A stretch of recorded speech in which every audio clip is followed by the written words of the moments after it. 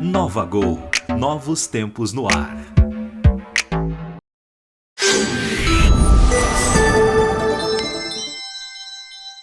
Olá, povo do My News, este é o Segunda Chamada. Eu sou Antônio Tabet, hoje estreando vinhetinha do Pi. Vocês viram aqui a vinhetinha? Olha só, teve uma vinhetinha da Pi antes de começar o programa. Já viu os comerciais da Pi, Marilis? Já, você tá ótimo. Maravilhoso. Quem é aquele ator brilhante, né? Impressionante. Sempre quis saber também. Hoje é dia 3 de junho, mas tem gente prevendo que 2019 já acabou. Como é que é isso? A gente vai tentar explicar aqui com o Pedro Doria. Quem é você, amigo? Carlos Andreasa, o homem mais odiado de Muzambinho neste momento, a nossa Marilis Pereira Jorge e o convidado de hoje, o deputado federal do Cidadania, antigo PPS, Marcelo Calero, também conhecido como aquele ministro do Temer que deixou o cargo depois de entrar numa treta com o Gedel, aquele do apartamento. Lembram? Pois é. A gente também vai falar sobre isso, mas antes, se inscreve aqui no canal e vamos ao programa de hoje. O que o caso Neymar revela sobre a pressa das pessoas em julgar e condenar sem todas as provas necessárias. O PIB encolheu, a economia vai mal e se você era uma daquelas pessoas que levou cartazinho para a manifestação dizendo que queria voltar para Disney, esquece, o dólar tá lá em cima. Mas o mercado parece ainda estar otimista. E por quê? A Mara Luque vai responder direto de Londres. O PSDB, lembra dele? Mudou a presidência do partido e agora queremos saber para que lado vão voar esses tucanos. Seu trabalho está te deixando doente? Isso pode ser real. Vamos falar da síndrome de burnout, reconhecida agora pela OMS. E se você acha que a Lava Jato é a grande tarefa da Justiça do Paraná, você ainda não viu nada. Tem também as últimas do fabuloso Circo Oficial de Brasília.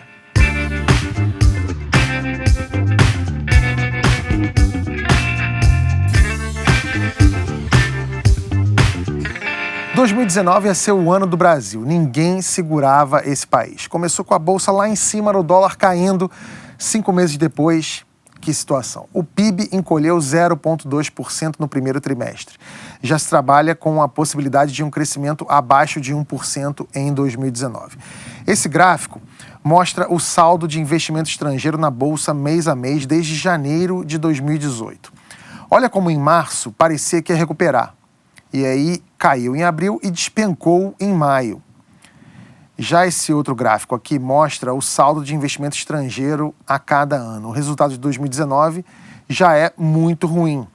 E a gente ainda está em junho. Quer dizer que 2019 é um ano perdido, Andreasa? Completamente perdido. Mas faz parte de um ambiente de depressão político, eu acho, sobretudo, muito mais do que econômico, que a gente tem desde, digamos, de 2012, 2013. Eu acho que o marco inicial seria o julgamento do Mensalão, e depois tudo que a gente viveu de lá para cá, todos esses processos muito degradantes, inclusive impeachment de presidente, tudo isso uma movimentação de depressão política que contempla também a econômica, que a gente passou pela pior recessão da nossa história e mal começávamos a sair quando entramos de novo no buraco. Qual é o buraco? É de percepção, de projeção de futuro. As pessoas criaram uma expectativa, legítima em certo sentido, de que com a eleição de um novo presidente haveria um ambiente de pacificação, de tranquilidade, de estabilidade capaz de atrair investimentos, de passar confiança. Só que o Jair Bolsonaro, acreditar nisso, é desconhecer o que o Jair Bolsonaro representa, que é a materialização no planalto da instabilidade, né? Um foco permanente de conflito, de crise. Você pensar, e eu acho que isso veio para ficar, a perenidade desse ambiente de confronto, projetando, portanto, ao futuro, quem é o maluco que vai colocar dinheiro no Brasil? Que ambiente de estabilidade, inclusive, para desdobrar um pacote de reformas estruturais, no caso liberais, como as do Paulo Guedes. Como é possível, pensando inclusive na história da humanidade, desdobrar um projeto ambicioso como esse, para além da reforma da Previdência, se você não consegue prever o futuro, se é tudo muito instável? Então, Tabet, a gente vai permanecer nesse buraco aí, uma espécie de limbo de difícil solução. A Mara mandou pra gente um vídeo lá de Londres sobre essa questão do PIB. Fala, galera. Fala, Tabet. Bem, PIB, né? Vou fazer um comentário rápido sobre o PIB. O dado já era esperado que viria ruim.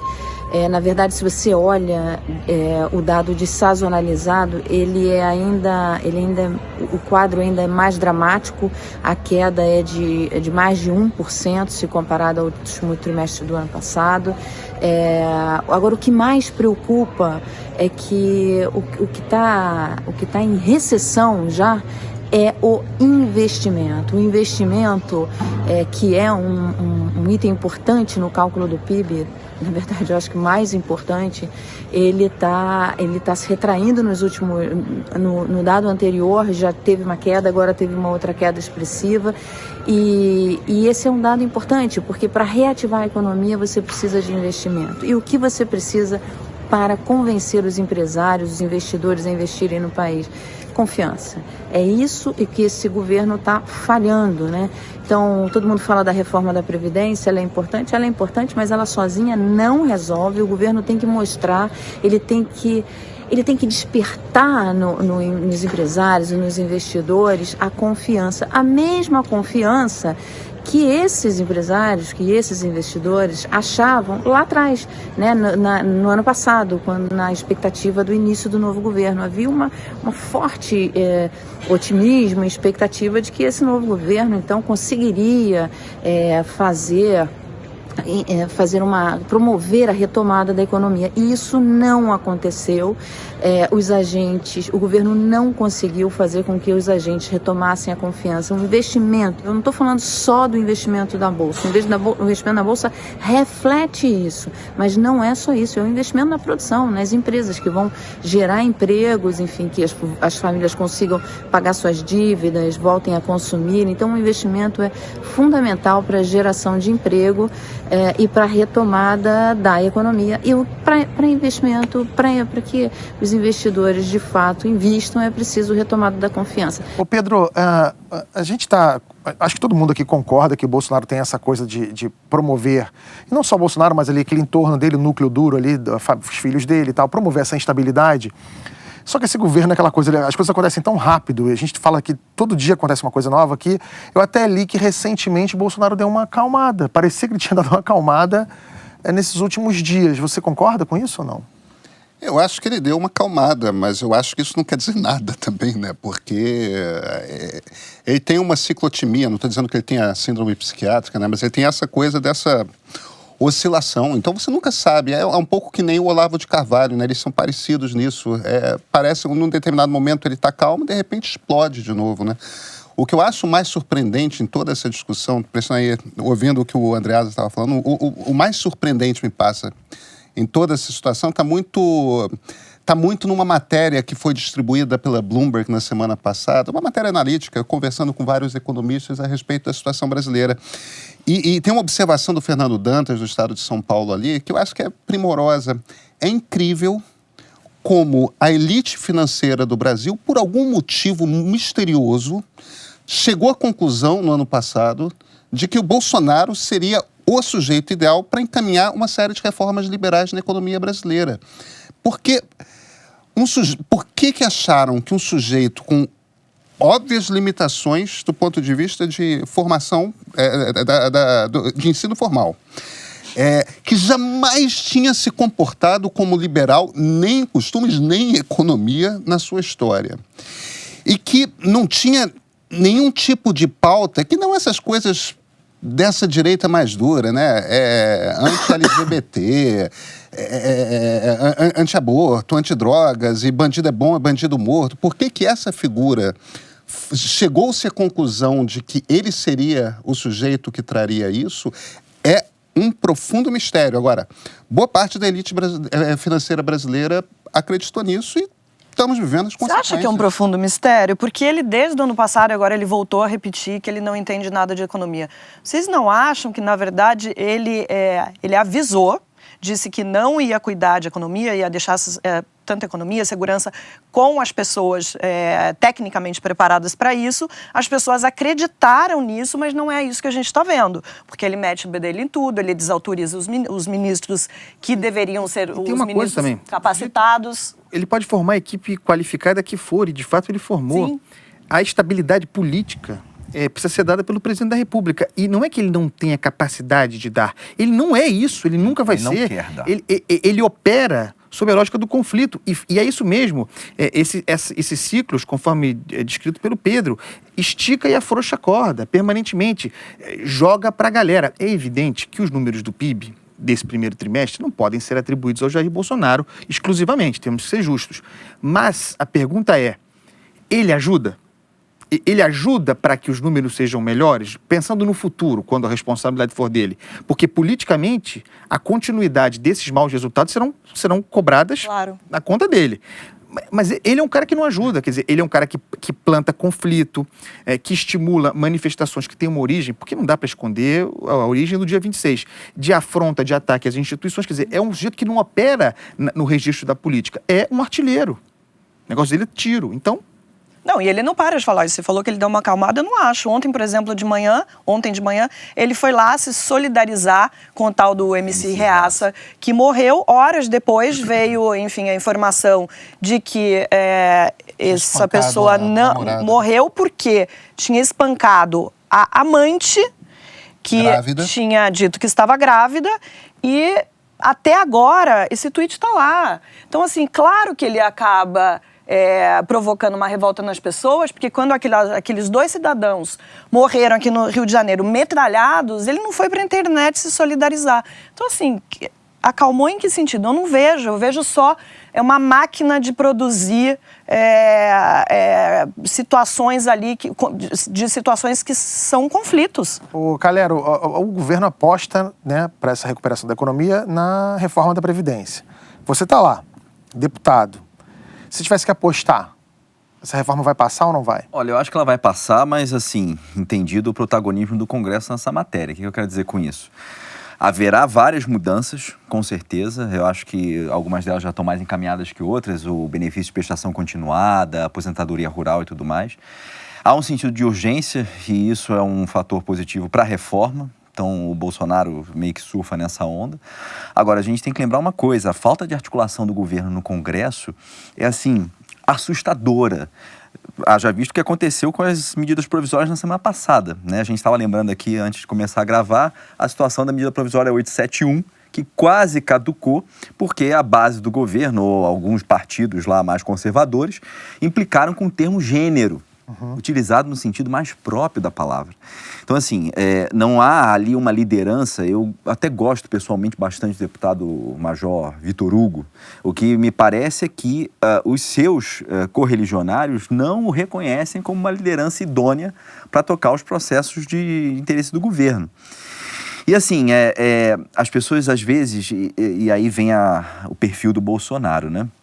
Ele contribui para essa criminalização da política e hoje o termo articulação está criminalizado, não se pode usar mais. O termo isento está criminalizado. Total. Eu sou isentão. Eu também. E aí então, pronto. Acho que somos todos. Pois Andreasa, então, menos o Andreasa que é comunista. Exatamente, já ultrapassou a linha. Oscilo, né? Isentão e comunista. Mas isso é a vida do ou isentão. Se você já foi reaça e petralha, na mesma semana, acho que todos nós já fomos, então nós somos... Não, eu até o ano passado era petralha, golpista, hoje eu sou comunista, ser golpista, isentona. comunista e isentão na mesma semana vale um hat-trick, não? Pede música no My News. Bom, eu fui golpista de ser perseguido na rua, então eu fui o nível máximo de golpista, né? Eu fui ministro do golpe, né? Então... Você foi ministro do Temer e o Temer era um cara que, apesar de todas as críticas, ele era reconhecido como muito hábil na hora de lidar com Congresso. Sim. É completamente diferente hoje em dia. Olha, eu vejo por situações muito práticas, Antônio. Por exemplo, eu estava lá na Comissão de Cultura, estava o ministro Osmar Terra, né, falando sobre Lei Rouanet. Aliás, uma vergonha, porque é um desconhecimento total. Essa semana, e é importante registro, houve a nomeação de uma pessoa totalmente desqualificada para a Secretaria do Audiovisual, uma das secretarias mais importantes do Ministério da Cultura. É realmente uma situação de desmonte completo. Mas, em todo caso, estava lá o ministro Osmar Terra falando o que não sabia sobre Lei Rouanet. E aí, aquela tese, né, de que, porque a Lei Rouanet tem muito bandido operando Lei Rouanet. E eu falei, ministro, bandido a gente lida com a polícia. Eu mesmo já botei 2 na cadeia, fazendo referência, obviamente, ao Gedel e ao Temer. Nisso vem o vice-líder do governo atual, Tarcísio Peroni, deputado pelo PMDB do Rio Grande do Sul, que foi líder do governo Temer, tomar as dores do Gedel e do Temer, e me atacando. E veja, o meu partido, embora independente, tem um compromisso com a reforma da Previdência. Então, esse nível de descoordenação é que eu me refiro. O cara nem se preocupou naquele momento em resguardar o que seria uma base, digamos, liberal, né, do governo que ele representa como vice-líder. Partiu para o ataque, por conta da defesa de um governo anterior. Então, assim, você não consegue nem ter uma arrumação no discurso, na estratégia, no que é importante você preservar, no que é importante você abrir a guarda. O que eu vejo de maneira muito clara, Antônio, é que esse governo, desde o dia 1, se preocupou em afastar os moderados. Só que sem ter uma base sólida, digamos, de conservadores, sei lá se a gente pode chamar de conservador, seria até uma impropriedade, talvez. Tem que tomar cuidado com essas, não estou criticando não, com essa nomenclatura, porque o bolsonarismo... Ele não é conservador, né? Que não é uma ideologia, um fenômeno, um fenômeno de natureza eleitoral, é reacionário. É isso. O conservador. Total. Pedro conhece muito conceitos do conservadorismo. O Bolsonaro é reacionário. É claro. Então é outra natureza. Não, e é o que eu falo, inclusive falei no Twitter essa semana, essa história do ministro do STF, o ministro tem que ser evangélico. Isso é uma bobagem em todos os aspectos, né? Agora, o que talvez ele tenha querido dizer, e aí fazendo um pouco, dissecando que tem esse problema, a gente nunca também sabe exatamente o que ele quer dizer. Exatamente. O que talvez ele tenha querido dizer é que estava na hora de ter um ministro conservador. E veja, em relação a ser um ministro conservador, não há o menor problema, o ministro do STF. O problema é que ele confunde, ou a grande parte do público confunde conservadorismo com atraso, né? Carlos Lacerda era conservador e não era atrasado. Então, essa questão também, digamos, de tentar entender o que ele quer dizer, né? E a partir disso extrair de fato algo possível, acaba sendo um exercício, né? Mas dois dos grandes maiores problemas do Brasil hoje em dia são interpretação de texto e semântica, né? Não. A gente está vivendo uma era das trevas nesse sentido, porque as pessoas pegam palavras, desvirtuam, criminalizam. Obscurantismo. É muito louco. Você falou agora que, assim, eu botei dois bandidos na cadeia, o Gedel e o Temer. Como é que é para você? Você ainda é cobrado por isso? Porque você foi ministro de um desses bandidos que você diz ter colocado na cadeia. Como é que é para você isso no dia a dia no Congresso, nas ruas? Olha, no Congresso tem uma parte ali significativa que não gosta de mim, né? Eu tenho muito orgulho disso, né? Algumas figuras se posicionaram de maneira bastante contundente contra mim naquele episódio, inclusive contribuindo para as narrativas lá que se criaram, por exemplo, de que eu havia gravado o presidente no seu gabinete. Teve gente que apostou nisso, que era uma estratégia, claro, diversionista daquele governo, criar uma cortina de fumaça, porque estava realmente por trás daquilo, né? E eu lembro, assim, uma coluna da Miriam Leitão, por exemplo, ela dizendo o absurdo da teoria, da tese que o Temer começou a construir com o Gedel, de que, na verdade, ele estava mediando um conflito entre ministros, né? Ou seja, que havia um conflito entre o ministro da Cultura e o ministro da Secretaria do Governo por conta de um imóvel em Salvador, onde o Gedel tinha uma propriedade. Eu sempre deixo muito claro e fico muito confortável nessa posição. Eu fui para o governo porque era secretário de Cultura do Rio de Janeiro, do prefeito Eduardo Paes. Eu sou diplomata de carreira e há certas missões que são irrecusáveis. Eu achava realmente que, com a experiência que eu tinha tido aqui, e mais pelo fato de eu ser um funcionário de Estado, e eu prezo muito essa condição, eu tinha uma missão ali para cumprir no Ministério da Cultura, né? Agora, é aquela coisa, eu trabalho com lealdade, mas jamais com cumplicidade. Essas duas palavras, elas podem até pertencer a talvez um campo semântico, né, igual, mas há uma diferença muito grande. E até o momento em que foi cobrada lealdade minha ao governo, eu estava presente, né? Eu lembro, por exemplo, quando o governo orientou no sentido da gente demitir todos os funcionários que não fossem de carreira dos seus cargos de confiança. Isso foi um horror para o Ministério, foi muito complicado, mas eu fiz. E aproveitei isso para colocar funcionário de carreira do Ministério nos cargos até então ocupados por funcionários não de carreira. Agora, quando me chamaram para participar de um crime, aí eu não podia fazer parte. Você não quer contar só um pouco para quem está assistindo e não a história do IFAM, lembra? Né? Isso. Foi a história do IFAM. O que acontece é que o Gedel Vieira Lima tinha um apartamento, até onde se sabia, ele tinha um apartamento no edifício que estava sendo construído numa zona histórica de Salvador, ali perto da igreja de Santo Antônio. O IPHAN já tinha negado a licença e ele queria basicamente que eu desse um jeito, né? Fizesse ali uma chicana para que o processo pudesse andar e a decisão do IPHAN local prevalecesse, que era a decisão de liberar a construção do edifício. Qualquer leigo, Andreasa, você vendo lá, você já sabe que não podia construir ali. Era um espigão no meio de um sítio de proteção histórica. E aí o que acontece é que, quando eu nego ao GEDEL qualquer tipo de interferência, ele vai lá e recorre ao Temer, que me chama no seu gabinete para me convencer de que eu tinha que fazer uma manobra jurídica ali que permitisse o processo andar e, de novo, a decisão do IPHAN da Bahia prevalecer. E foi nesse momento que eu disse que não continuaria. Não satisfeito, no dia seguinte ele bota o então secretário jurídico da Casa Civil para me ligar, o Gustavo Rocha, que hoje é secretário de Justiça do Distrito Federal. Esse cara estava envolvido nesse esquema também. E aí o que acontece? A raiz de todo esse escândalo, o GEDEL perde o cargo, né, e as investigações sobre ele avançam. Finalmente, alguns meses depois ele é preso, depois se descobrem lá os 51 milhões de reais lá no apartamento em Salvador. Até hoje a maior apreensão de dinheiro vivo da história do Brasil. E para completar a história, um momento que a imprensa deu pouca visibilidade, mas que para mim pessoalmente é essencial. Descobriram que aquele edifício lá, que ele queria que eu autorizasse, na realidade era parte de um esquema de lavagem de dinheiro do PMDB da Bahia por meio da construtora tal da Cosbate. Ou seja, não era só o fato dele ter um apartamento lá, que era o que ele me dizia a todo tempo, Marilis. Falava, e eu que comprei um apartamento com tanto sacrifício naquele edifício, como é que eu fico? Porque em dado momento o IPHAN determina que se diminua a altura do empreendimento, né? É aquela coisa, o compadrio, né, a cooptação do Estado para interesses particulares no seu Estado mais bruto. E para um esquema de lavagem de dinheiro. Então, quer dizer o seguinte, que se eu tivesse aquecido de alguma forma, né, topado dar continuidade lá ao processo e tudo mais, hoje eu poderia estar respondendo por formação de quadrilha e lavagem de dinheiro. Quer dizer, o GEDEL fingiu que era patrimonialismo quando era corrupção mesmo. Exatamente, né? Exatamente. Provavelmente as duas coisas. Provavelmente as duas coisas. Patrimonialismo sempre é, né? Mas... Um reflexo da outra, né? Exatamente. E você e hoje, o Temer, vocês se falam, vocês... Se frequentam? Não rola imagem-ação, um fim de semana? Não. Na verdade, assim, eu deixei muito claro que aquela situação ali, para mim, era uma situação limite, né? E para mim ficou muito claro. Porque, veja, no dia anterior, Antônio, eu conversei com o Temer sobre tudo o que tinha acontecido. Era um jantar, inclusive, lá no Palácio da Alvorada.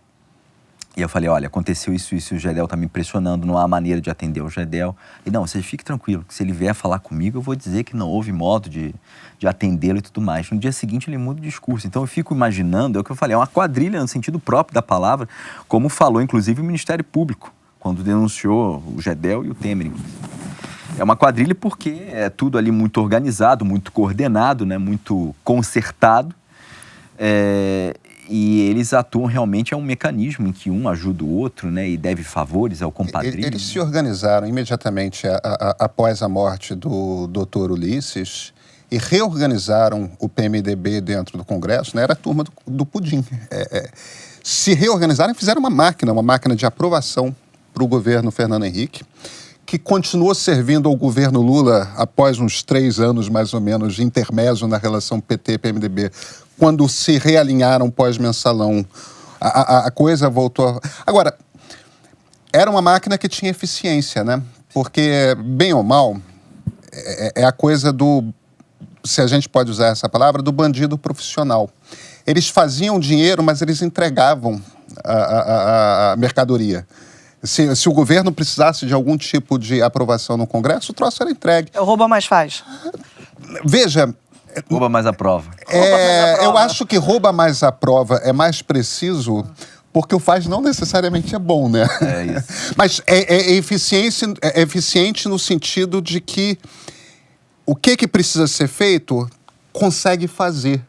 Esse governo, a gente tem já indícios de corrupção através do Flávio Bolsonaro.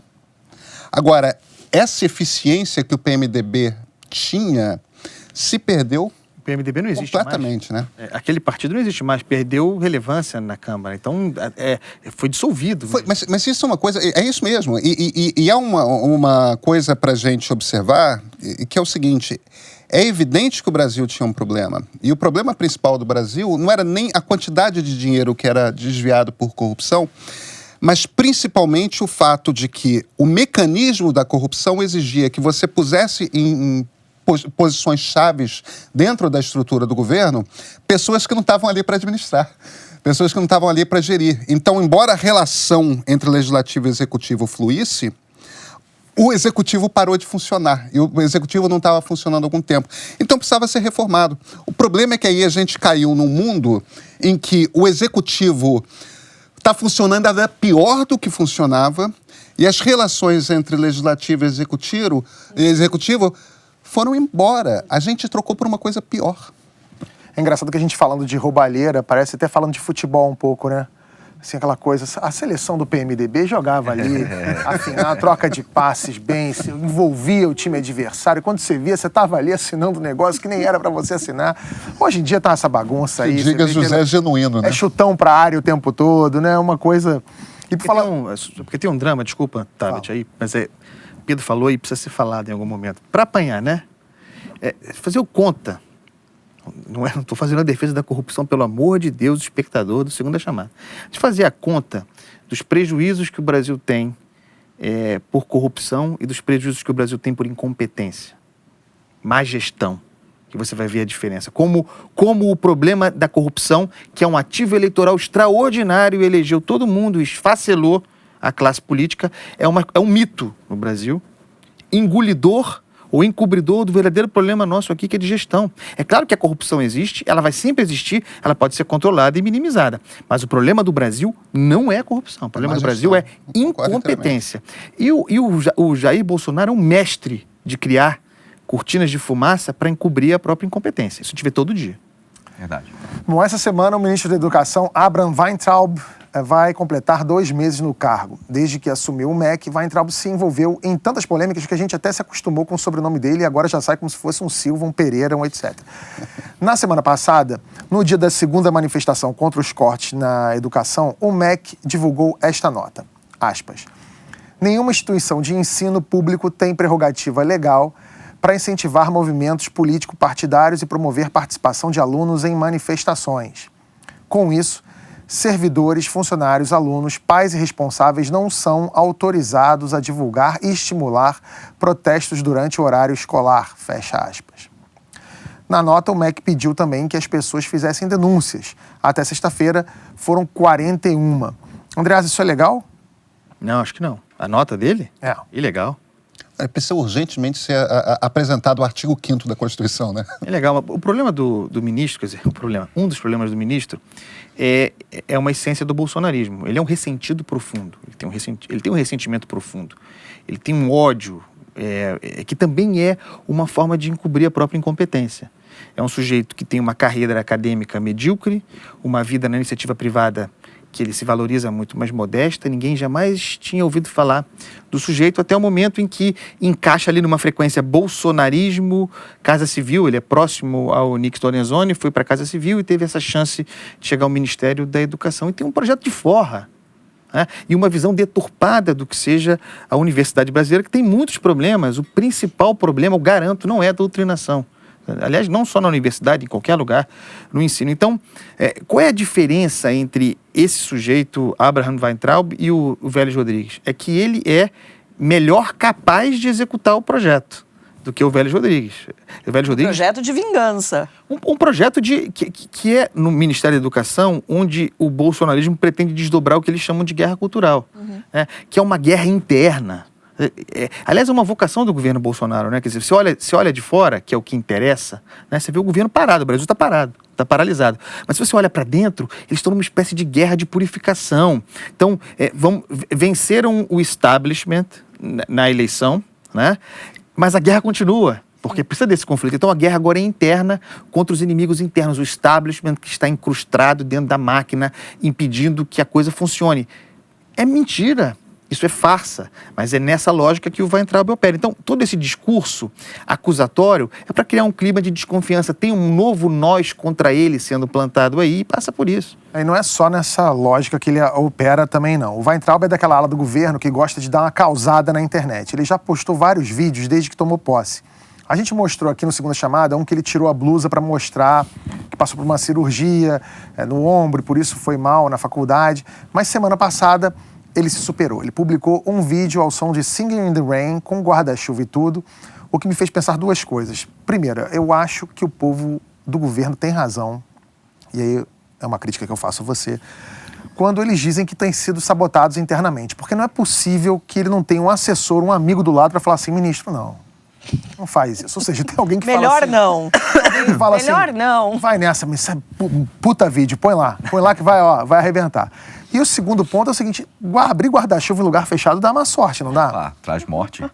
Com certeza. Olha aí. Minha avó já dizia. Sua avó já dizia? Se sua avó dizia, então é certo. Não, você já sabe dessa história, né? Eu vi algumas pessoas revoltadas, inclusive. Não pode usar essa música, que absurdo. A Metro vai processar? Absurdo é aquele vídeo daquele ministro, esses ministros aí que parecem que estão eternamente num show de calouros. É uma coisa, cada semana é um fazendo... Quer ver um exemplo aqui da desarticulação do governo? A gente está discutindo nesse momento, é uma comissão especial tratando de Fundeb. A Fundeb é a coisa mais fundamental que existe para a educação nesse país.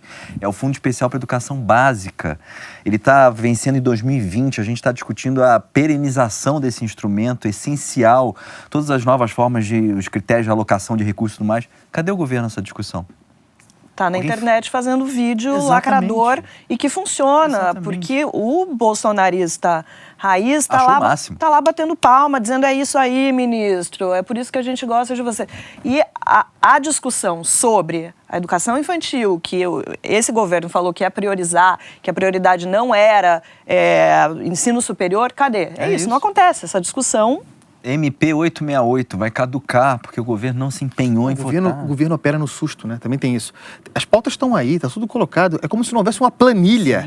E preciso disso. Crédito suplementar, para não incorrer na regra, na cláusula de ouro, né? Na regra de ouro. E precisamos de 200 bilhões, aí tudo no improviso, não tem... Quer dizer, cadê o Eliseu Padilha lá com sua... Padilha com a sua sua planilha, com a sua deputado planilha. por deputado. Isso aí, deputado. Padilha sempre foi muito, pessoalmente, pelo menos, muito elegante, para usar Mas o é termo isso, a correto. gente não vê isso. Qual é o plano para a educação? Não tem. Qual o plano para saúde? Mas tem um plano para educação. Qual é? O plano para educação É acabar com a exatamente... doutrinação no ensino superior. Não, é o contrário. É mudar a É doutrinação. usar a máquina de ensino público para a doutrinação. Esse é o objetivo. E eles falam... Agora, o curioso é... O Olavo está consistentemente dizendo que isso foi um projeto gramsciano da esquerda e, na verdade, quem executou na Itália esse projeto não foi o Gramsci, foi o Mussolini, que foi usar a educação para fazer a doutrinação fascista na Itália. Eu não estou dizendo que o governo seja fascista, não, porque eu não acho que seja. Agora, a técnica e essa obsessão que eles têm, que esse grupo mais radical, bolsolavista do governo tem pelo MEC, é isso. Eles querem usar para fazer ali uma coisa... patriótica e sem política de gênero, para usar os termos deles, etc, etc. Mas eles têm um projeto para o MEC. A mim parece evidente. Bom, lembra, como é que era o nome mesmo do... Lembrei. PSDB. O partido que quase elegeu o presidente em 2014 foi perdendo a relevância e hoje a gente raramente fala nele. Mas tem novidade no mundo dos tucanos. Bruno Araújo, aliado do governador João Dória, foi eleito presidente do partido. Na convenção, Geraldo Alckmin chamou Bolsonaro de oportunista e desleal. É bom lembrar que o Dória apoiou Bolsonaro com entusiasmo durante a campanha. Ele criou até uma chapa Bolsodória.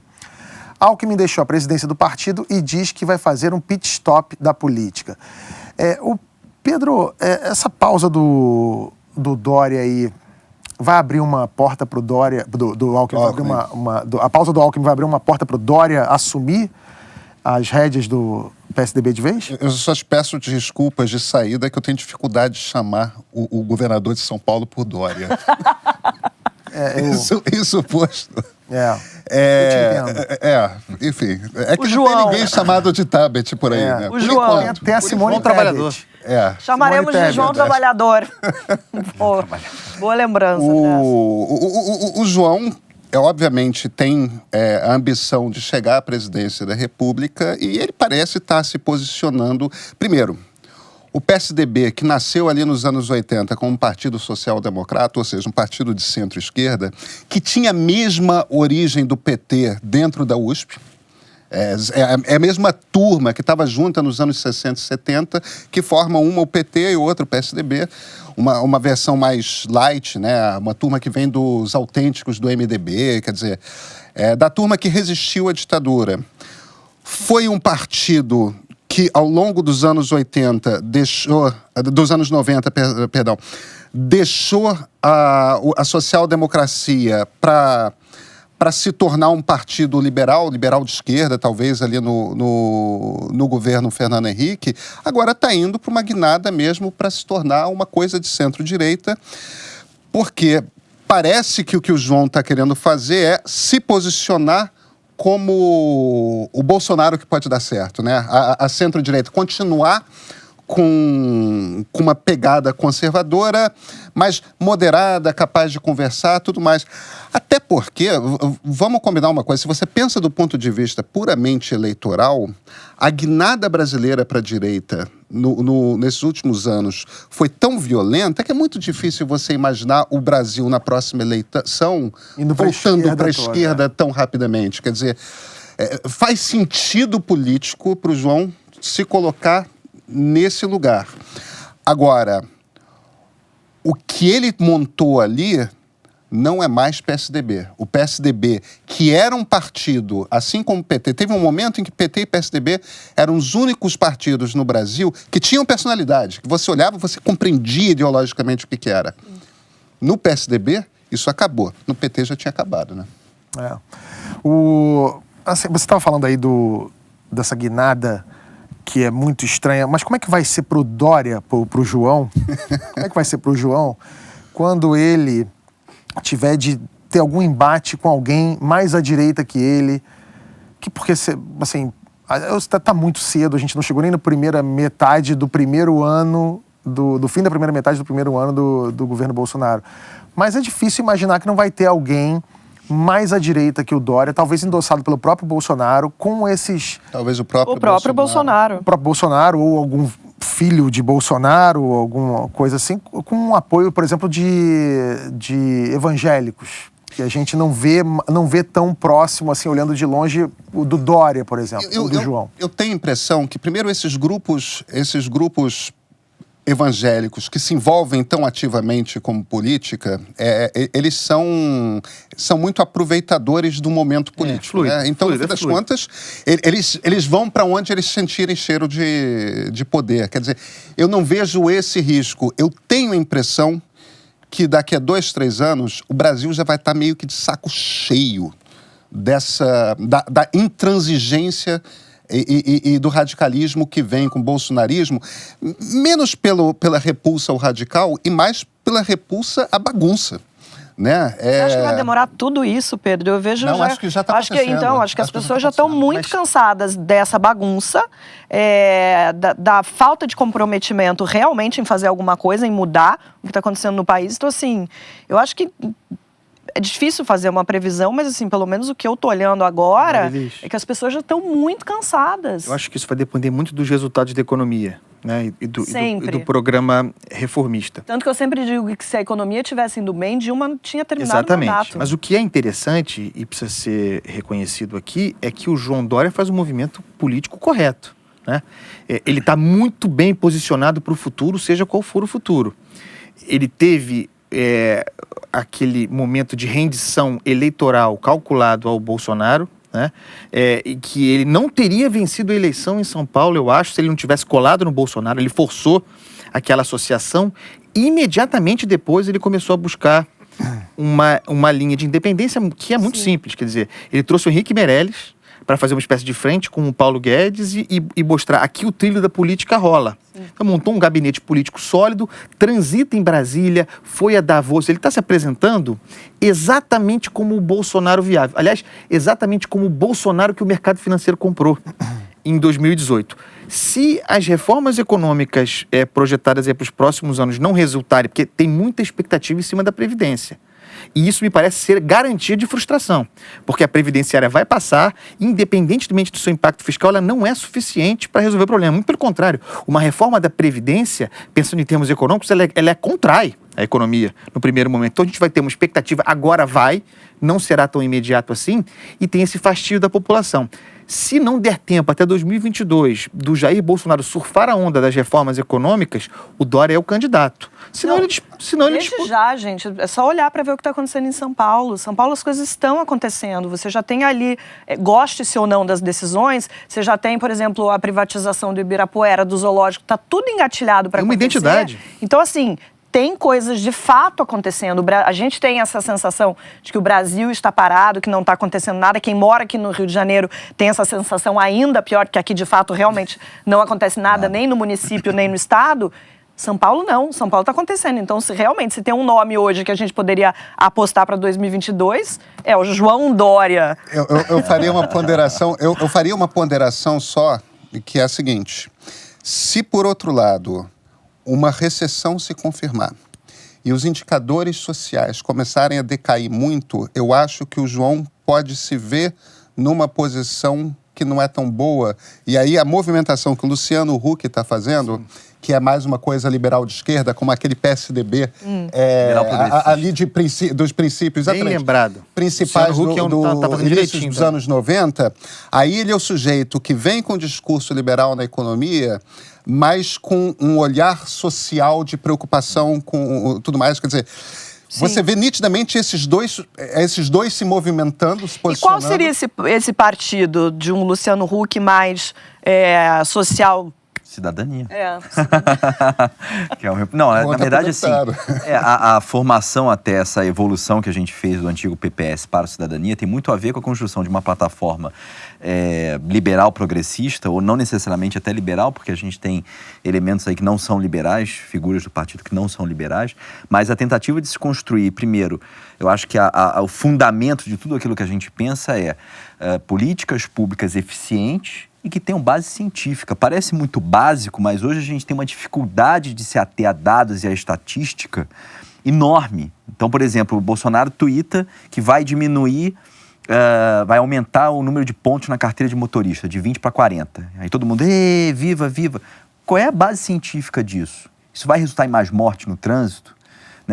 Há um estudo... Mas esse é um governo com uma hostilidade para qualquer coisa relacionada à ciência. Mas eu estou falando o seguinte, aquela tentativa que nós temos na construção de uma plataforma político-partidária, e às vezes a gente tem um pouco de pudor de falar disso, mas é preciso falar, porque é isso que disputa eleição, é isso que ganha. O projeto de Estado se faz por meio de projeto de poder também. Uma plataforma que seja... que comporte, digamos assim, vários matizes ideológicos e que tenha como premissa a eficiência, o resultado, né? A lógica do resultado sem dogmatismo. Então, discutir universidade pública, vamos discutir por que elas são tão deficitárias, qual é a produção científica, qual é o coeficiente entre aluno e professor, né? A importância da participação de capital privado nas universidades públicas. Há várias discussões no Brasil que são importantes, que são dominadas por dogmas. E você não consegue avançar nas discussões porque tem lá uma etiqueta e tem um dogma, tem uma premissa errada, né? Para encerrar esse assunto, só duas observações sobre o que vocês falaram. Primeiro, eu discordo que no Rio de Janeiro não está acontecendo nada, está acontecendo de tudo aqui. Tudo de ruim. Todo dia, tudo de ruim, todo né? dia é um buraco, todo uma dia desgraça. Cai alguma coisa, despenca alguma coisa. Isso aqui é um inferno, isso aqui o Rio de Janeiro acabou, tá? Estou dizendo aqui... Crivella, Witzel e Bolsonaro, é assim, na escadinha. Né? O Rio de Janeiro acabou, está destruído, como o Estado já está quebrado há muito tempo e a cidade que era talvez a última mãozinha segurando ali aquele arame farpado já está esfacelada. Essa é a primeira coisa. E a outra que a gente falou de João Dória e Luciano Huck, eu ia gostar, independente de preferência eleitoral, eu ia adorar ver um debate entre eles, porque ia ser o primeiro debate da história da democracia brasileira que ninguém ia errar o tempo do cronômetro, ia olhar para a câmera certa, 2 caras de televisão, né? Podia até começar com aquela trilha da Mauri Júnior, né? Que câmera, e aí começava o debate. Não ia ser maneiro um debate, 2 caras de TV mesmo? Vocês não iam? E é uma coisa curiosa que se por um acaso esse cenário se concretizar, é o PSDB velho contra o PSDB novo, né? É verdade. São 2 candidatos tucanos, essencialmente. E o Cabo Daciolo junto, já pensou? Ia ser divertido. Mas não esqueça dessa equação que o Bolsonaro vai ter candidato. É. Provavelmente ele próprio. Quer dizer, nós estamos falando aí de um lugar de direita, centro-direita, bastante rachada. Bom, hoje no Twitter dele, ele tweetou algo singelo lá, que 2 crianças tinham visitado o Planalto e tal. Vi. Minha residência até 2022. Tem 2 mensagens aí. Talvez a não reeleição, o que eu não acredito. E também o seguinte, olha, não tentem me tirar, porque eu estarei aqui, igual a Dilma falou, que o mandato dela terminava em 31 de dezembro de 2018. Eu vi 2 possibilidades nesse Twitter dele. Agora, só para completar a história do Luciano Huck, vocês sabem que ele faz parte de um movimento do qual também faço parte, que é o Movimento Agora. E o engajamento do Luciano, assim, quando a gente discute coisas muito concretas, elementos muito concretos, e os artigos dele têm vindo nessa linha, ele está fazendo dever de casa, né? Não sei se ele está com intenção de se Vai ser candidatar ou ministro não. de novo, hein? Não me deseja esse mal, André. Deputado, nós assistimos lá no Vale do Silício durante a conferência o discurso dele. O Luciano já fala como político, ele está pronto. Ele, obviamente, está estudando como se comportar para fazer uma O eleição. artigo dele na semana passada no Estadão sobre educação, trazendo o exemplo da Coreia do Sul, que de fato é um exemplo e que transformou a vida no país, total um discurso de ele quem era o tá sonho do olhando Guedes, lá em hein? 2022. Ele era o candidato do Guedes, o primeiro Guedes. Ele segue sendo o sonho do Fernando Então, Henrique. o Calero, ministro da Não me Cultura, deseja esse mal. e o Guedes continua na economia. Eu falei com o Luciano ontem, chamei ele aqui para vir ao programa e, enfim, está aberto o convite. Luciano, quando quiser vir aqui falar conosco. Bom, não se fala de outra coisa nos últimos 2 dias. Uma brasileira registrou um boletim de ocorrência contra Neymar, dizendo que o jogador a teria estuprado num hotel em Paris. Neymar se defendeu publicando toda a conversa entre os dois pelo WhatsApp e disse que caiu numa armadilha. A troca de mensagens quentes vai até o dia seguinte da data do alegado estupro. Quando saiu a notícia da denúncia, a internet se dividiu entre aqueles que condenavam Neymar e aqueles que preferiam esperar.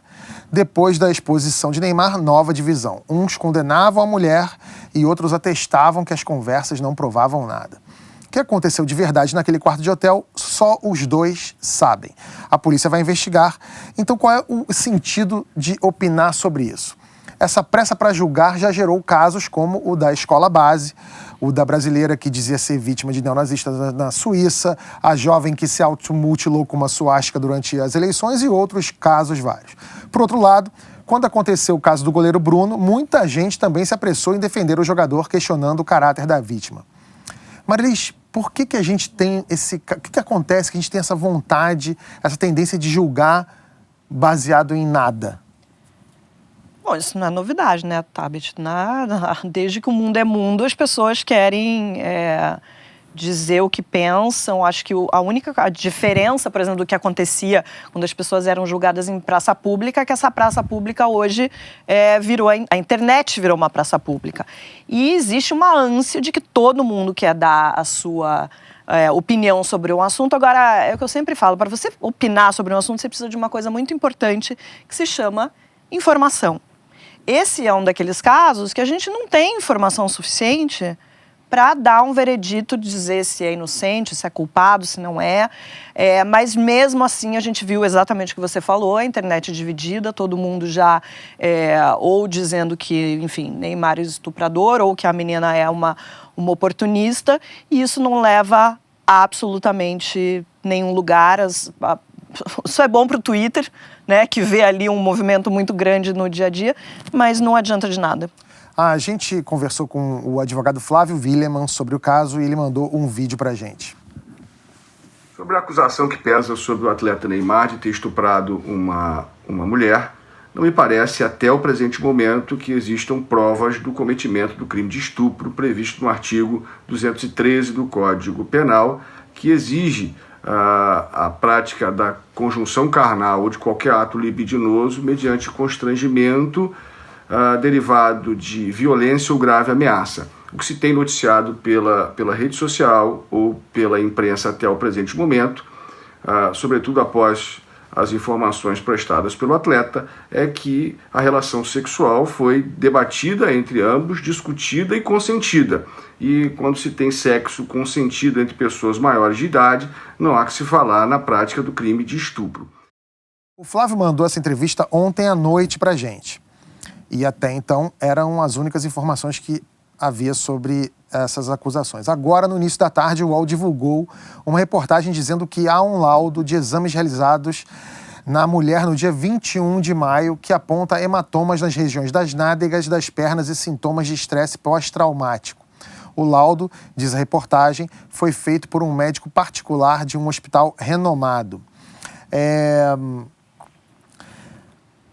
Enfim, é uma loucura, né? Porque é uma acusação muito grave, né? O estupro é um crime hediondo, abjeto, que se for comprovado, acaba com a carreira de um cara reconhecido mundialmente como Neymar. Por outro lado, se não tiver acontecido, para ela pode complicar bastante também, né?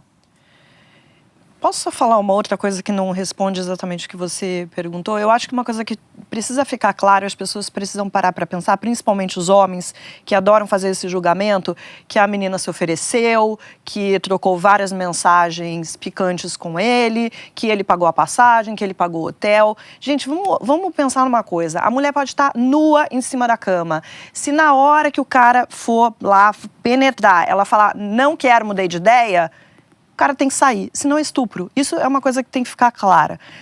Sobre o que você perguntou, é uma situação muito complicada. Eu também acho que ele se precipitou em divulgar aquelas imagens, divulgar aquela troca de mensagens.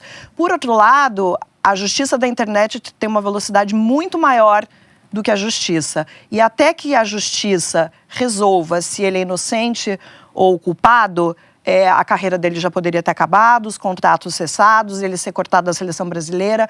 Então, assim, é muito difícil tomar qualquer lado ou posição numa situação que é isso que eu falei, que a gente não tem todas as informações, todos os elementos para falar sobre isso. Ontem, quando a gente estava preparando o programa aqui, eu conversei com vários advogados sobre isso. Conversei com pelo menos uns 6 advogados, entre advogados especializados em crimes de estupro, criminalistas, até juízes e etc. E de todos com quem eu conversei, só um achou que o que o Neymar fez, isso, claro que eles não falam em on, vão falar em off, mas assim, só um achou que o que ele fez de divulgar a conversa com as fotos dela foi um movimento bastante errado, porque isso pode gerar um processo para ele, que ele poderia, por exemplo... crime que ele fez. Exatamente, é um crime que ele poderia ter omitido as fotos dela, pelo menos, ou que ele poderia ter feito uma declaração sem exibir a conversa. Mas os outros todos disseram que que ele teria sido bem orientado, porque, como você falou, que na internet as coisas acontecem muito mais rápido. A justiça é imediata, as pessoas já vão lá e dizem, culpado, inocente. Ele já é julgado e condenado na internet. O que ele fez foi, eu vou optar por um crime menor. E ele optou por algo que, assim, até essa notícia do UOL de agora de manhã... O pai dele já falou sobre isso. O pai já deu uma declaração que é preferível que ele seja julgado por ter divulgado essas fotos e essa troca de mensagem, seja, a ser condenado... A estratégia resultou bem. Exatamente. Sim. Ele conseguiu reverter naquele momento. Até esse novo fato, né? Ele tinha conseguido reverter um pouco, equilibrar um pouco a disputa de condenações. E a gente precisa falar sobre o país em que a gente está vivendo. Quer dizer, independentemente do caso em si, o Brasil, que tem uma vocação para o linchamento, potencializado por esses ambientes de rede, virou um país de justiceiros, de justiçamentos permanentes.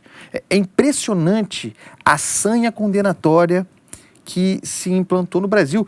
Tem muita gente se beneficiando disso. Disso sai um monte de mito, um bando de herói. Mas o prejuízo para os indivíduos é incontornável. Isso serve para tudo, inclusive para...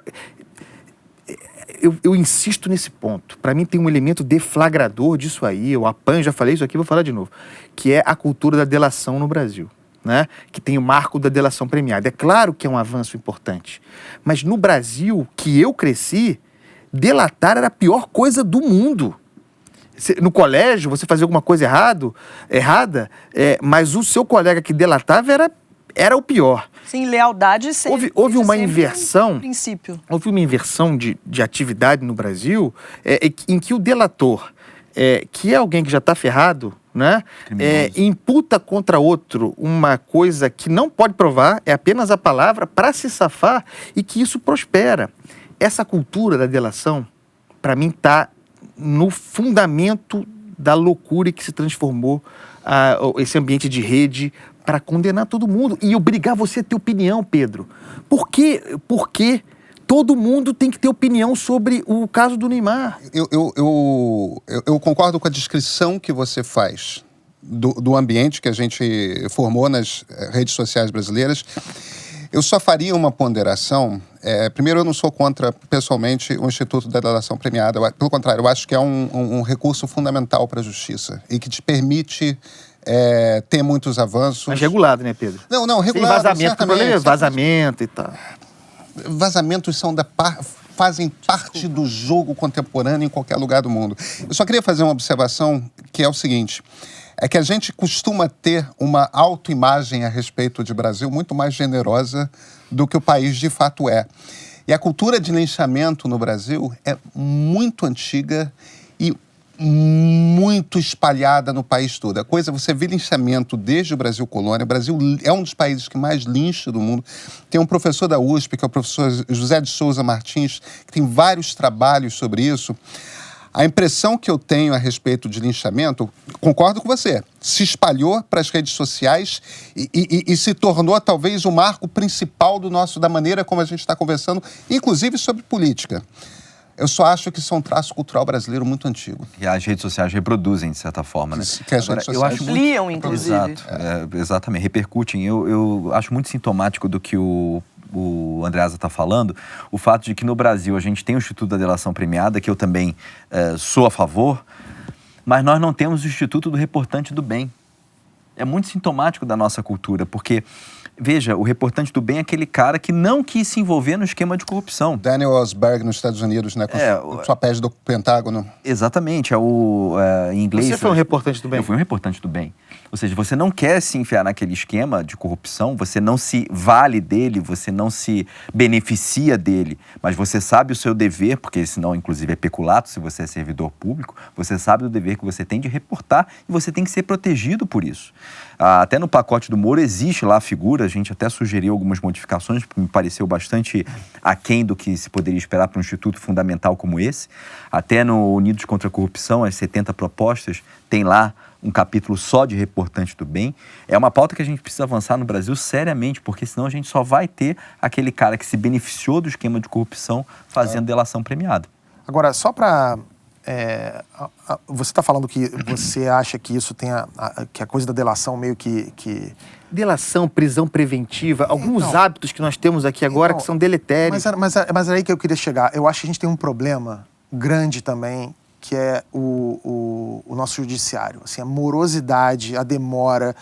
Porque, já falei aqui com o pessoal, assim, quem já foi vítima de calúnia, injúria, difamação, falsidade ideológica, ou qualquer crime dessa natureza, se você não dá o Neymar e joga tudo e rapidamente mostra o que está acontecendo com você, você pode perder 4 anos da sua vida, 5 anos da sua vida, até esse negócio ser resolvido e até lá você foi condenado. Você paga uma pena de 5 anos por ter sido acusado de alguma coisa que você não fez. E aí? É muito complicado. Agora, o mais importante dessa história toda, esse exemplo do Neymar aí, é que isso seja resolvido o quanto antes e da maneira mais correta possível, porque se o Neymar for culpado, vai ser excelente para um país como o nosso, que tem milhares de casos de estupro, ver um cara com o poder dele, com a fama dele, ser julgado e condenado por conta disso. Por outro lado, se ele for inocente, É muito importante que essa menina pague pelo que ela está fazendo, porque esse tipo de crime é ruim com o Neymar, mas é muito pior para todas as outras mulheres que são, sim, estupradas e que podem ter as denúncias delas jogadas num lugar vazio e comum, numa vala comum, porque tem uma pessoa fingindo e aí todas as outras viram fingimento também. Só fazer uma observação, inclusive complementando uma coisa que a Marilis falou, um dos argumentos das pessoas para dizer que não houve estupro é que após aquela noite, a moça teria continuado conversando de forma amistosa com o Neymar, pediu presente para o filho e tudo mais. É só lembrando que existem trocentos registros de coisas, de comportamentos similares, né? Por conta de estresse pós-traumático, você tem a síndrome da mulher agredida. Quer dizer, existe esse comportamento, que é um comportamento, inclusive, de negação de ter sofrido a violência. Sim. Ou seja, literalmente, a gente tem 0 indícios para bandear para um lado ou para o outro. Não dá para saber o que aconteceu. Não dá para saber o que aconteceu, não dá para tomar partido, não dá. Eu acho que a grande discussão é essa. Por que essa urgência das pessoas em dar opinião, em decidir se, enfim, se é culpado, se é inocente? Acho que as pessoas podiam colocar, como diria a minha avó, botar as barbas de molho e esperar, enfim, a justiça fazer o trabalho que tem que ser feito. É isso. Você anda com uma sensação de esgotamento, cinismo ou sentimentos negativos relacionados ao seu trabalho? Não está rendendo o quanto queria? Cuidado, talvez você esteja sofrendo da síndrome de burnout, um conjunto de sintomas que vem do estresse no trabalho. Esse esgotamento profissional foi reconhecido como um problema de saúde na Classificação Internacional de Doenças da OMS. A síndrome não é uma doença em si, mas um fenômeno ligado ao trabalho. Aqui no My News, ninguém sente isso, exceto o Cadu. Mas em outros lugares, que não são tão legais, a gente já sentiu isso, né, Marilis? Como é que foi pra você? Não, eu nunca fui diagnosticada com isso, mas Pelo TP, eu jurava que você tinha tido várias experiências de síndrome de burnout. Só porque botaram pra você me perguntar. Não, mas eu já tive... Eu sofro de síndrome do pânico e eu falo sempre sobre isso. Tá controlada, não tenho tido crises há muito tempo, mas eu falo sobre isso porque todos esses transtornos psicológicos, tem muito tabu sobre isso, tem muito preconceito, as pessoas acham que é frescura. Eu já tenho lido sobre burnout há muito tempo, conheço gente que sofre e é muito sério. A OMS ainda não tem números fechados, mas tem algumas instituições privadas que já fizeram o levantamento. No Brasil é muito sério. Em 8 países, para você ter uma ideia, está na frente de China e Estados Unidos. Tem mais ou menos, eles calculam que mais ou menos 30% das pessoas sofre, já sofreu, já passou por tem algum tipo de sintoma. É grave. No Japão, 70%, mas a gente sabe que o Japão é um país que tem uma cultura de trabalhar muito, tanto que agora eles estão até tentando minimizar isso. Lá eles têm uma coisa chamada karoshi, que é literalmente morrer de trabalhar. As pessoas morrem de trabalhar. Então, assim, é uma cultura que vem sendo mudada no Japão. Mas é sério, as empresas precisam lidar com isso, precisam rever o jeito que tratam seus trabalhadores, a carga horária, principalmente o ambiente de trabalho, que tem que ser mais saudável. Nem todo lugar é tão legal aqui quanto o My News, mas é uma coisa que precisa ser levado a sério. O OMS, felizmente, está fazendo isso. Eu lembro de um lugar que eu trabalhei, que eu falei assim, eu preciso ir embora daqui, que era um lugar que quando eu entrava para trabalhar e as pessoas meus colegas vinham falar comigo, colegas queridos, vinham falar comigo assim, e aí, bom dia, tudo bom, tudo bem? E eu mentalmente falava assim, vai tomar no cu, filho da puta, vai se fuder, seu merda, cala a boca, escrota. Eu ficava mentalmente... Eu falei assim, não, isso não tá legal, isso não tá bem. É um dos sintomas, essa irritabilidade que você fica. E é uma coisa que precisa ser levada a sério, porque às vezes o trabalhador é afastado, tá? Não adianta falar assim, passa um final de semana em casa, vai tomar uma cerveja, viaja uma semana com a família. Isso pode se prolongar durante meses até que a pessoa realmente não se cure, porque é uma coisa que pode voltar, mas pelo menos ela consiga estabilizar. Isso se não tiver... Eu conheço gente, por exemplo, que chegou a pedir demissão, que a coisa se tornou tão insuportável que não conseguia mais entrar no ambiente de trabalho. O que me chamou a atenção na descrição da síndrome é o cinismo ligado ao trabalho. Quem nunca, né? Você vai ficando estressado, azedo, e aí você vai ficando mais cínico. Já passou por isso? Você está perguntando para um jornalista, né? Pois é. Conhece algum jornalista que não é tem... uma das profissões que estão ali no topo de síndrome de burnout. É a coisa do prazo, né? Sabe uma coisa que as pessoas não se tocam? A tecnologia está fazendo com que o mundo mude tão rápido que o emprego de 9 às 5 acabou.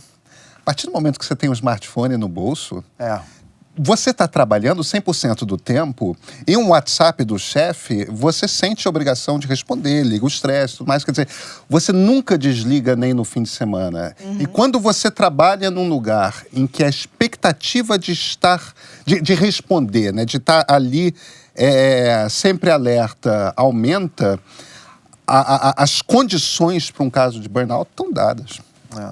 Como é que é lá no Congresso? Você vê muita gente estressada, o pessoal tem gente a passeio? Mas não tem muito Tirando aquela galera que fica fazendo. O pessoal não trabalha muito não lá, não. Com exceção do deputado Calhera, o pessoal lá no serviço lá também não é tão puxado assim. Não, a rotina é muito puxada. Tô brincando. A rotina é muito puxada. O que eu acho que o mais me incomoda no Congresso, e toda essa geração que chegou agora, o que mais nos incomoda é que há muitos instrumentos regimentais que prolongam as sessões, às vezes indefinidamente, em debate que não tem nada de consistente. E no final das contas é isso, você acaba se esgotando fisicamente. Você é vencido pelo cansaço. Exatamente. Semana passada teve sessão durando até meia-noite tanto. Então, qual é a produtividade, qual é a eficiência que você tem nessa rotina? Né? Muito próximo do nada. E você tem que ficar lá no recinto do plenário, esperando a votação. Enquanto isso, as discussões também não são muito ricas, não são muito robustas, né? Muitas delas. Então, até uma das propostas que se discute atualmente são algumas mudanças regimentais para tornar a coisa, claro que a obstrução é um instrumento legítimo das minorias, o debate é importante, inclusive, para a gente, né, ter noção do que está realmente acontecendo, se discutindo. Agora, isso não pode prolongar indefinidamente ou se tornar um instrumento de não ação do Congresso, que muitas vezes acontece. Agora, segunda e sexta... As nossas agendas são nos estados, como a minha aqui hoje. Né? A gente aproveita... Seu trabalho. E final de semana também, né? Para aqueles que realmente fazem. E não são poucos, vai. Agora, como é que é lá no Congresso quando você está lá e aí vai subir um cara lá no plenário, o cara começa... Vocês já sabem quando vale a pena ouvir e quando não, né? Já sabemos. 5 meses já dá para saber, 6 meses já dá para saber. Em 2 semanas já dá para saber, assim. E, na verdade, o que acontece é o seguinte, o que muitas vezes acontece, de novo, é um instrumento legítimo da democracia. Claro. Mas, normalmente, os assuntos que são tratados não necessariamente se referem à pauta que está sendo debatida. Então, a oposição aproveita para instigar o governo por sua vez, aproveita para instigar a oposição. De novo, tudo faz parte do jogo democrático. Eu só acho que poderia haver realmente uma preocupação maior com a produtividade e o regimento, nesse sentido, deveria ser reformado, sim. Você levou tranco da Maria do Rosário lá, não? Não. Eu estou ainda, na minha posição de independência, eu estou imune a ambos os lados. Quer dizer, mais ou menos, levei essa pedrada que eu falei do vice-líder do governo, né? Que foi Tomás II, do Gedel e do Temer. Mas aí é bom pro... É compreensível, claro, fez até bem. Eu só ia perguntar pro Andreasa, é muito ativo nas redes sociais. Aquilo não te deixa muito estressado? Não colabora para, enfim... Muito, mas sabe que eu não sou um cara... Eu também sou péssimo de autocrítica, mas eu acho que eu não sou um cara irritado. Não, eu acho que você leva muito bem ali, mas é que as pessoas são tão agressivas. A gente aqui trabalha muito, né? Todo mundo trabalha muito. E eu sou editor, dirijo um departamento importante de uma editora, eu escrevo no jornal, eu faço rádio todo dia, eu dou pinta em rede social. Eu acho que eu consigo desligar. Eu jurei pra mim que eu vou diminuir um pouco a minha atividade em rede social. Sabe o que eu tenho mesmo? Meu sentimento é fome. Tenho muita fome. Mas não tá listado aí no negócio. Eu tenho vontade de comer o tempo todo. Vou dar uma olhada aqui e te falo daqui a pouco. Mas isso tem a ver com estresse? Ansiedade. Ansiedade, total. Isso eu tenho. Agora, a gente também não tem muita escolha, eu acho, em relação a redes sociais. Você tem que estar engajado nessa conversa, senão você não sabe o que... Escolher melhor as brigas, talvez. Isso sim. Mas o problema é que muitas vezes as brigas são com aquelas pessoas que chegam com a voadora, né? É verdade. Então, não sei o quanto que nós, seres humanos, estamos equipados para escolher tanto assim as brigas que a gente... Quem também tá estressado é o Bolsonaro, né? Foi na Veja, falou que tá chorando, tá mal, ficou tá virando noite. O Merval Pereira, no Globo, levantou a hipótese de que o Bolsonaro esteja com síndrome de estresse pós-traumático. Eu acho isso inacreditável no nosso presidente, porque ele fala, inclusive, que é coisa... possibilidade, não. Não, isso não, mas ele nessa entrevista na Veja, ele fala de uma espécie de indicação divina, né? Escolha divina. Quer dizer, como se ele não tivesse feito campanha durante 4 anos. Ele fala isso. Fez campanha durante 4 anos, quis ser presidente, sabia o que ia ter ali. Ele não foi assim, hoje é você, Deus quer. Não, ele trabalhou por isso. Não dá para chorar. Agora tem que trabalhar. O que está faltando ali, uma das coisas que está faltando é trabalho. Eu acho que o presidente trabalha pouco. Bom, talvez esteja trabalhando pouco e sobra filho, né? E por falar em filhos, vamos falar também de rivalidade entre irmãos. Quem nunca? No extremo e com consequências trágicas tem a história da Bíblia, né? Caim matou Abel por ciúmes de Deus. Na política brasileira, outro exemplo, o Pedro Collor denunciou Fernando Collor naquela clássica capa da Veja e aí todo mundo sabe que deu, impeachment. No Paraná, na cidade de Cascavel, uma briga entre irmãos foi parar na justiça. O motivo? Um moletom. E aí o juiz decidiu aplicar o direito onde o amor deveria ter resolvido. Marilis, o que tinha nesse moletom de tão valioso? Me explica. Gente, eu fui olhar, porque eu não tinha visto essa notícia. Nada, um moletom horrendo, que custou R$80. E foi parar na justiça. Vou resumir a história. Olha que moletom horrendo. Horroroso. Eu teria dado um moletom desse pro irmão meu de sacanagem. Menina comprou, a menina da família comprou esse moletom, usou o cartão da mãe para comprar. Quando chegou em casa, estava no nome da mãe, a embalagem. O irmão abriu, achou um moletom bacana, maneiro, falou, vou pegar para mim. Foi essa a briga. A briga foi parar na justiça. A justiça está gastando tempo e o juiz muito certo, irritadíssimo com essa história, mas teve que julgar e, enfim, e deu o ganho de causa. Mandou prender todo mundo.